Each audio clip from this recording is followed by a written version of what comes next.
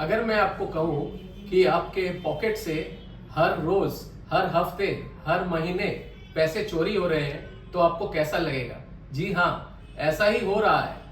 अगर आप अपने पैसे को अपने घर की अलमारी, अपने सेविंग्स या करंट अकाउंट में रख के छोड़ दे रहे हैं तो एक ऐसा चोर है जो आपके पैसे को रोज थोड़ा थोड़ा करके चुरा रहा है।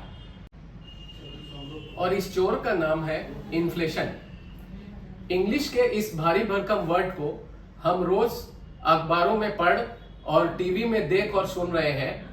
अगर हम इसका हिंदी में अनुवाद करें तो इसका अर्थ होता है महंगाई दर। इसको हम ऐसे समझते हैं कि अगर हम अपने घर की अलमारी में 10,000 रुपए रख के छोड़ देते हैं तो अगले साल इसी 10,000 रुपए से हम 9400 रुपए का ही सामान खरीद पाएंगे।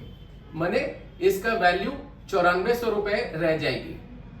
कम on friends, now let's move to the drawing board to understand this concept of inflation better. चलिए अब इन्फ्लेशन को कुछ एग्जाम्पल्स के तौर पे समझते हैं। ब्रेड 2014 में एक छोटा ब्रेड जो 12 रुपए का था, आज 2024 में वही 24 रुपए का है।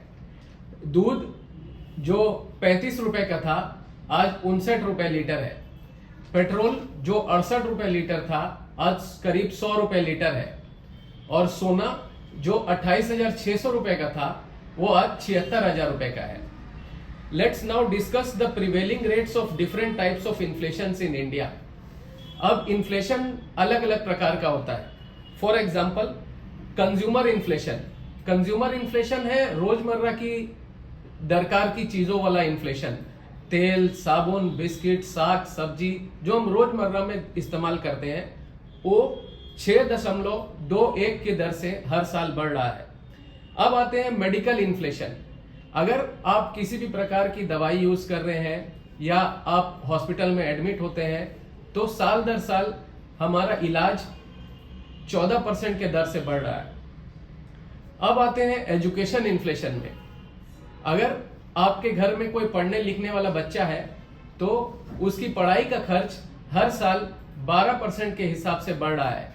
तो सपोज अगर आप उसको डॉक्टर या इंजीनियर बनाना चाहते हैं 10 या 12 साल बाद, तो आपको अभी से एडजस्ट करके चलना होगा कि 12 साल बाद उसकी पढ़ाई में कितना खर्च आएगा।